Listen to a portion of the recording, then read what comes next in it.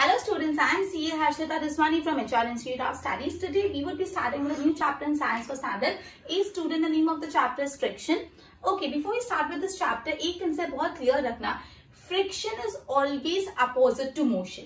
मैंने आपको एक मोशन फोर्स वाले चैप्टर में बताया था, कोई चीज मूव हो रही है और उसको मूविंग चीज को रोकने का काम फ्रिक्शन करता है. फ्रिक्शन मतलब सिंपली मूविंग चीज को रोको. अगर सी फॉर एग्जाम्पल ये पेन मूव हो रही है, मूव होते होते रुक गई, तो क्यों रुका? बिकॉज ये पेन और मेरे हाथ का जो ये पाम है उन दोनों के बीच में फ्रिक्शन था. अपन बाइसाइकिल राइड करते हैं, जब ब्रेक अप्लाई करते हैं तो बाइसाइकिल रुक जाती है. क्यों रुकती है? क्योंकि जो बाइसाइकिल का टायर है और जो जमीन पे आप बाइसाइकिल चला रहे हैं उन दोनों के बीच में फ्रिक्शन है.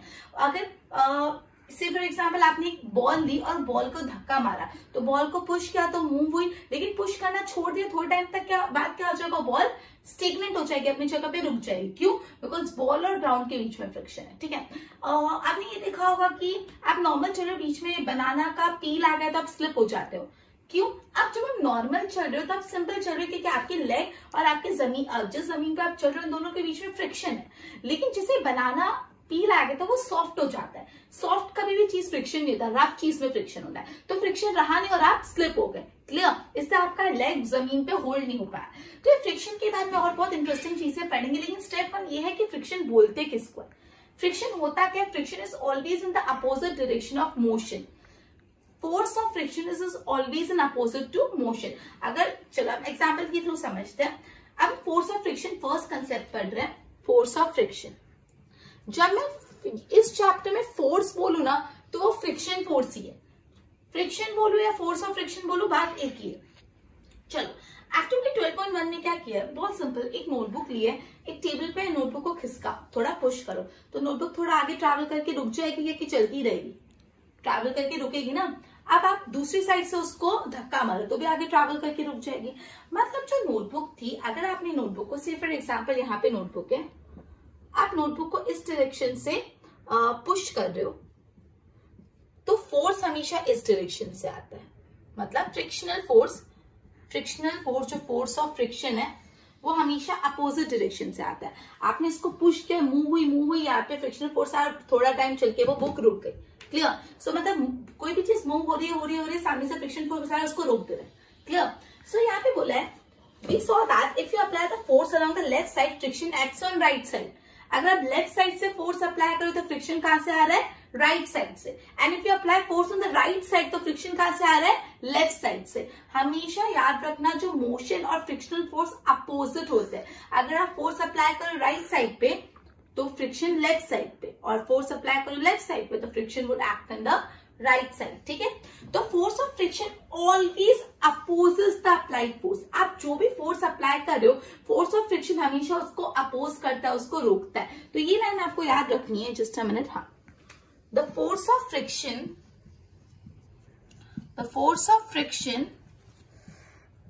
Always opposes the motion, the applied force.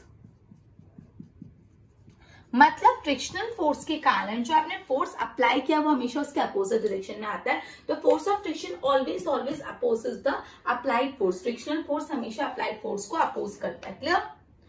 Okay. In the above activity, the force of friction act between the surface of book and surface of table. जो भी अपने एक्टिविटी की जिसमें अपने बुक को पुश किया, तो उसमें कौन से दो चीजों के बीच में फ्रिक्शनल फोर्स था? एक तो बुक का सरफेस और दूसरा टेबल का सरफेस. इन दोनों के बीच में क्या था? Frictional force. ठीक है.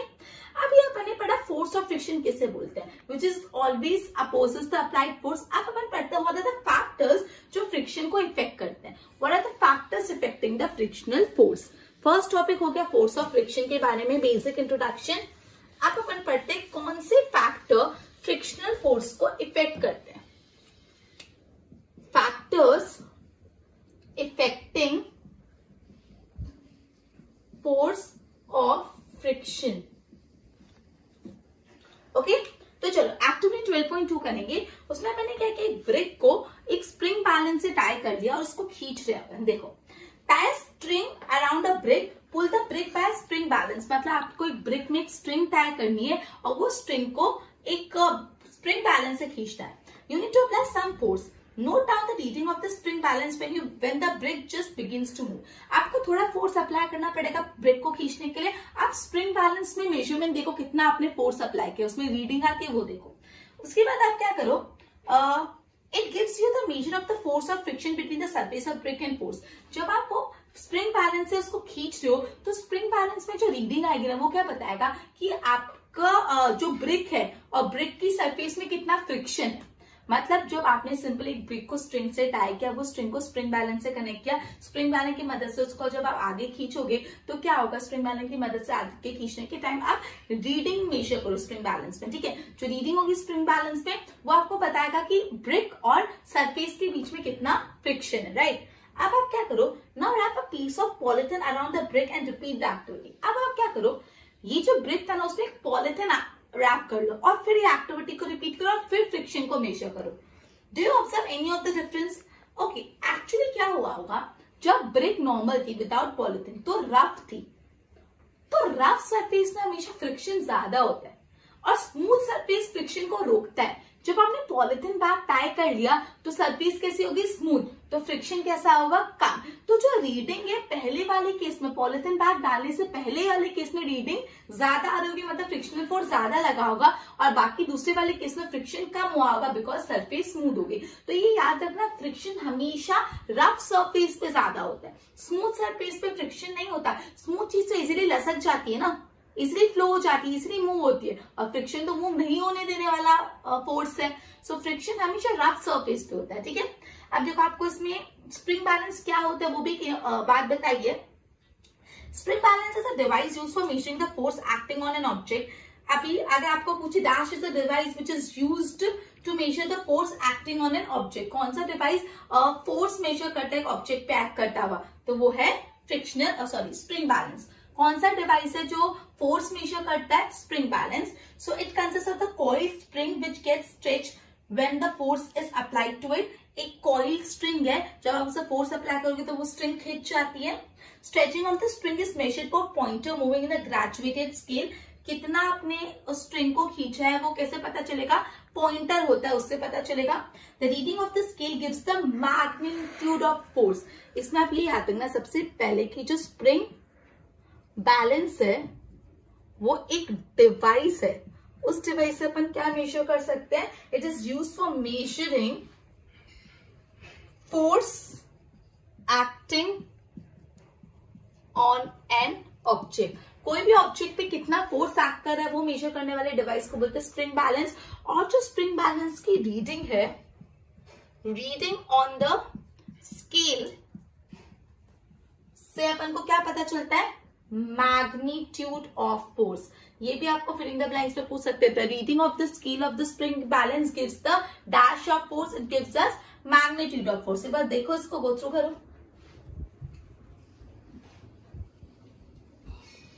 Okay, next is activity 12.3। 12.3 activity देखो, make a inclined plane on a smooth floor और अ टेबल। इंक्लाइन प्लेन मतलब क्या होता है, देखो इंक्लाइन प्लेन क्या होता है, देखो आपने पीछे वाले फिगर में देखो इस टाइप से, सपोज एक फ्लोर है, आपने ऐसे कुछ इंक्लाइन प्लेन मतलब ऐसे इंक्लाइन होता हुआ प्लेन बनाया, ठीक है। मतलब से फॉर एग्जांपल अगर आपने कोई प्लेन सरफेस पे ऐसा इसको थोड़ा क्रॉस करके रख दिया, जैसे बुक से इंक्लाइन प्लेन बना दिया मैंने, हम ऐसे इसको ऐसे फॉल कराऊंगी। अब क्या होता है बाद में देखते हैं। तो सबसे पहले आपको एक इंक्लाइन प्लेन बनाना है, ठीक है। You may use a wooden support, ठीक है, आपको जो यूज करना है आप यूज कर सकते हो। Put a mark with a pen at any point A on the inclined plane। inclined plane पे कोई भी पॉइंट पे A मार्किंग कर लो, मतलब यहाँ पे सपोज मैंने मार्क कर लिया A, ठीक है। Now let the pencil cell move down from this point। How far does it move on the table before coming to rest? फिर आपको क्या करना है, यहाँ से ना एक पेंसिल सेल होता है ना उसको गिराना चालू करना है। और अब ऑब्वियसली कोई अगर फ्लोटिंग इंक्लाइन प्लेन से फॉलो होते से आगे जाएगा, फिसल पट्टी आपने खाई होगी ना, उसमें क्या होता है आप नीचे जाते क्योंकि वो जो फिसल पट्टी होती है इंक्लाइंड होती है। सो आपने इंक्लाइन प्लेन से पेन को यहाँ से फॉल कराना चालू किया, आप देखो कहाँ तक किधर तक जाती है वो पेन। अब क्या करो, कुछ चेंज करना अरेंजमेंट में। अब आप क्या करो, now spread the piece of the cloth over a table. अब है ना ये टेबल पे कपड़ा बिछा दो, टेबल पे कपड़ा बिछा दो एंड फिर वापस सेम एक्टिविटी ट्राई करो। Make sure that there is no wrinkles in the cloth, try the activity again. और फिर वापस एक्टिविटी को करने की कोशिश करना। मतलब पहले आपने क्या किया, पहले आपने प्लेन जगह पे करा, उसके बाद उसमें कपड़ा बिछा दिया, फिर करा। ओके, तो अब आप देखो पेंसिल सेल कितना डिस्टेंस कवर करता है। ओके, तो पहले एक्टिविटी में अपन ने क्या किया, इन सेम एक्टिविटी में अपन ने इंक्लाइन प्लेन बनाया, एक मार्क ए करा, वहां से सेल को नीचे गिराया, कहां तक सेल ट्रैवल करता है। दूसरी बार में क्या करा, जो नीचे का सरफेस है उस पर कपड़ा रख दिया और फिर सेल गिराया, फिर कितना ट्रैवल करता है। रिपीट दिस एक्टिविटी, फिर उसके बाद सैंड पेपर लगा के देखो और फिर देखो क्या हो रहा है। मतलब पहले सिंपल, फिर कपड़ा लगाया, फिर सैंड पेपर। ओके स्टूडेंट्स, जब फर्स्ट था उसमें सिंपल था ना, तो उसमें स्मूथनेस ज्यादा थी, तो इसलिए फ्रिक्शन कम था, इसलिए वो सेल ज्यादा ट्रैवल करेगा। जैसे कपड़ा आ गया तो थोड़ा रफी सरफेस हो जाता है ना, इसलिए वो फ्रिक्शन आ गया तो वो सेल कम ट्रैवल करेगा। और सैंड पेपर में तो और फ्रिक्शन आ गया तो और कम ट्रैवल करेगा। Clear? In which case distance covered minimum है वो आपको बताना है। Why is the distance covered minimum वो भी बताना है। Discuss the result. ठीक है, मैंने आपको बताया जब आपने कुछ नहीं रखा था तो सरफेस स्मूथ थी, जब सरफेस स्मूथ होती तो फ्रिक्शन नहीं होता, फ्रिक्शन नहीं होता तो लंबा जाएगा, कोई रोकने वाला नहीं। लेकिन जैसे कपड़ा रखा तो थोड़ा फ्रिक्शन आ गया, फ्रिक्शन से चीजें रुकती है, तो वो पेंसिल सेल कम ट्रैवल किया और सैंड पेपर से और कम। Okay, friction is caused by irregularity on the two surface in contact. कभी भी फ्रिक्शन कब होता है, जब दो सरफेस एक दूसरे के कांटेक्ट में और उनके बीच में इरेगुलरिटी है। से फॉर एग्जांपल मेरा पाम है और ये पेन दोनों कांटेक्ट में और मूव करना चालू होते हुए रुक गई, तो ये फ्रिक्शन किस वजह से हुआ, मेरे पाम और पेन का जो सरफेस है उनके बीच में इरेगुलरिटी, दोनों एकदम स्मूथ नहीं, कुछ तो खड्डे और उबड़ खाबड़ होगा। ठीक है, Even those surface which appear smooth have a large number of minute irregularity। कोई चीज देखने में बहुत स्मूथ लगती है लेकिन उसमें इरेगुलरिटीज होती है। कोई टेबल आपको एकदम स्मूथ दिख रही है, उसमें आपको कोई खड्डा नहीं दिख रहा, बट एक्चुअली उसमें कुछ इरेगुलरिटीज होती है, भले जितनी भी स्मूथ हो कुछ इरेगुलरिटीज होती है। Irregularity on the two surfaces lock into each other. When we attempt to move any further, we have to apply a force to overcome interlocking. On rough surface, there are larger number of irregularity, so force of friction is greater if the surface is rough.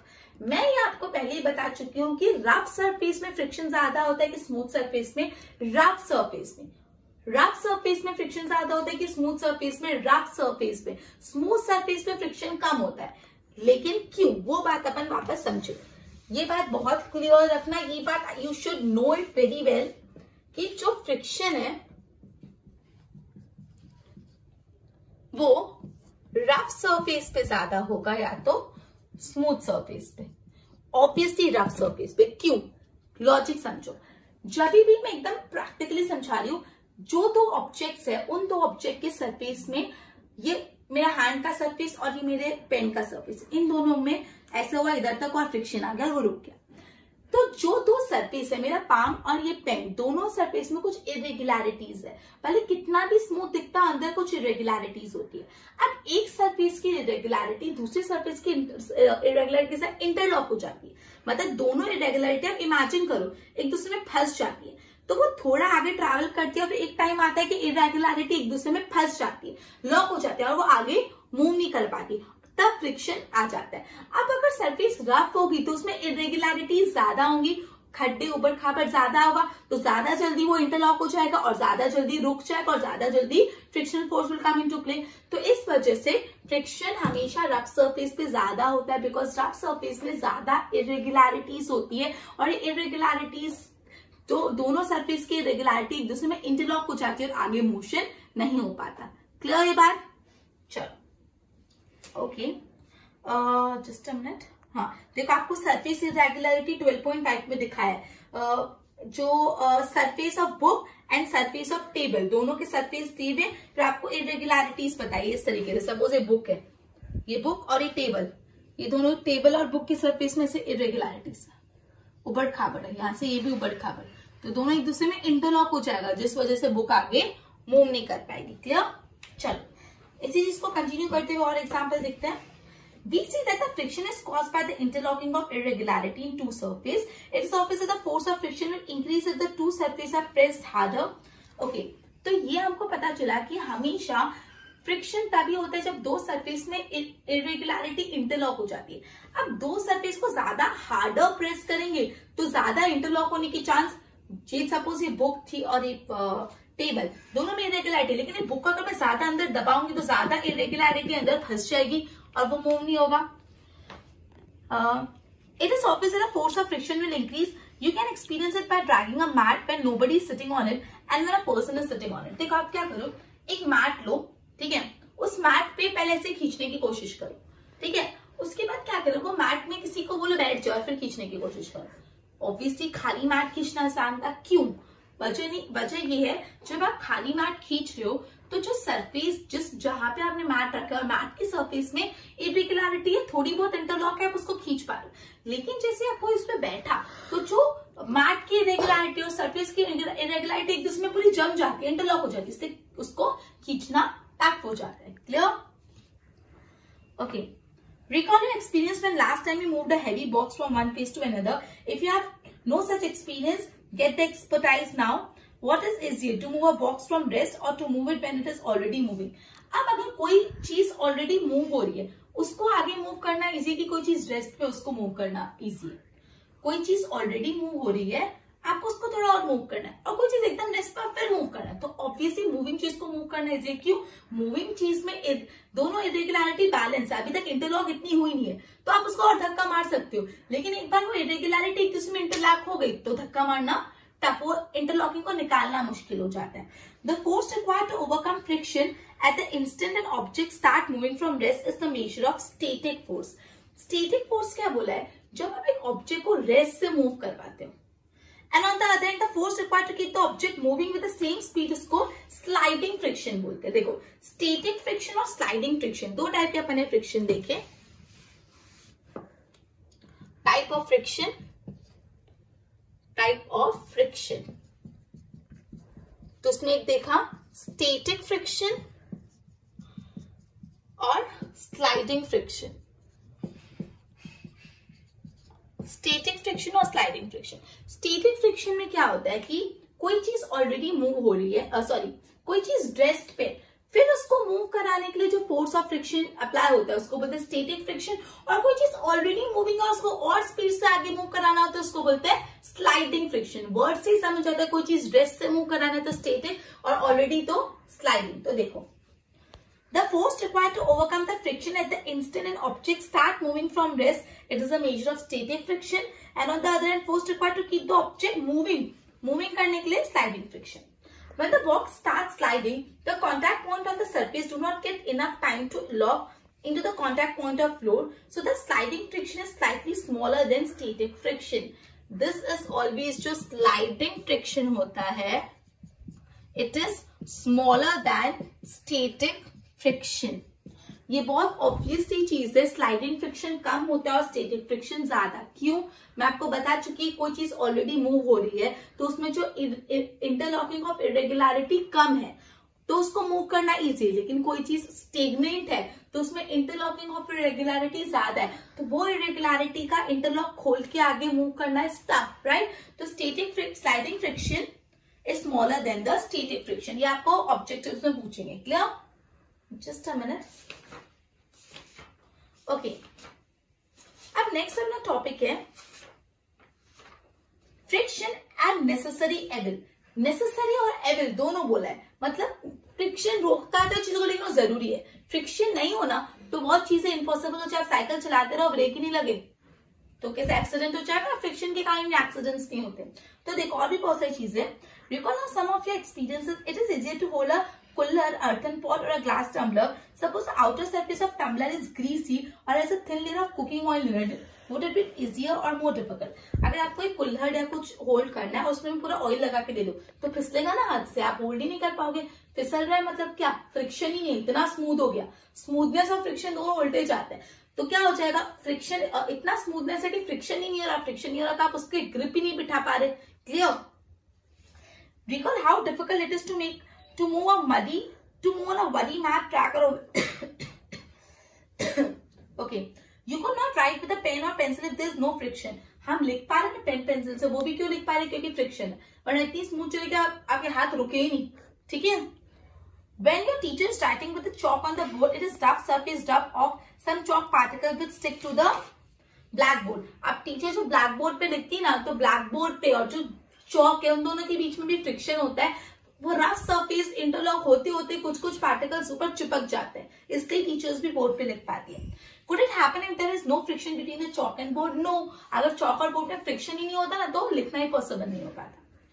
If an object start moving, it would never stop if there was no friction. मैंने बताया ना, आपने cycle चलाना चालू किया, रुकेगी नहीं अगर फ्रिक्शन नहीं होगा। Had there been no friction between the tires of the automobile and road, they could not be started nor be stopped or turned to change the direction of motion. मतलब जो ऑटोमोबाइल्स होते हैं, मतलब जो vehicles होते हैं, उनके tyre में और अगर फ्लोर में ग्राउंड में फ्रिक्शन नहीं होता ना तो ना गाड़ियां कभी चालू होती ना बंद होती, और चालू होने के बाद अगर रास्ता बदलना तो भी आप बदल नहीं पाते, ये फ्रिक्शन के कारण ही होता है। You could not fix a nail on the wall or tie a knot. Without friction, no building could be constructed. On the other hand, friction is an evil. To it, अब मेरा friction जरूरी है, लेकिन friction एक evil भी, खराब चीज भी। कैसे? It wears out material whether they are screws, ball bearing, sole of shoe. आपने देखा होगा काफी टाइम आपके शूज के सोल खराब हो जाते हैं। क्यों? क्योंकि आपके शूज का जो बेस है, फ्लोर में इतना फ्रिक्शन होता है चलते चलते कि आपका शू जो है ना वो खराब हो जाता है। Sole of the shoe friction के कारण ही खराब होता है। जो स्क्रूज होते हैं ये सब चीजें भी फ्रिक्शन के कारण खराब हो जाती है। You must have seen worn out steps of foot over bridges at railway station. Railway station पे ब्रिजेस भी ब्रिजेस के जो फुट्स होते हैं वो भी worn out हो जाते हैं। फ्रिक्शन से ना हीट प्रोड्यूस होती है।